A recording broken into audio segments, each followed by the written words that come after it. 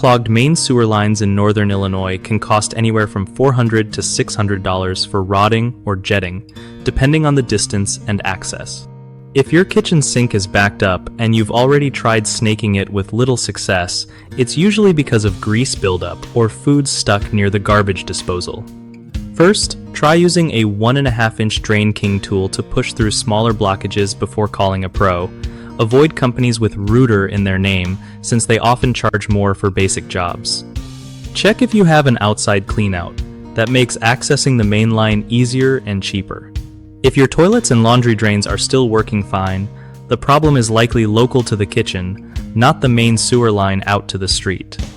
For kitchen drain cleaning, expect to pay around $200 to $250, including the service call.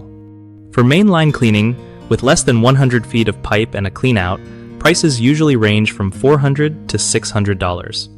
Always ask for a clear estimate before work starts to avoid surprises. One of the biggest mistakes people make dealing with blocked sewer lines is ignoring early signs like slow drains or gurgling sounds, which can lead to more expensive repairs later. Another common issue is trying to fix mainline problems themselves without proper tools, which often makes the blockage worse or damages pipes. Lastly, people sometimes call the cheapest service they find online without checking reviews or credentials, risking poor work and repeated clogs.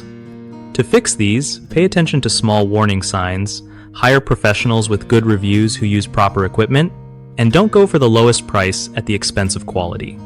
BigHomeProjects.com helps homeowners in northern Illinois easily find trusted local contractors for plumbing and drain cleaning without the hassle of endless searching. It also supports contractors by connecting them with real clients who need reliable work done on their homes.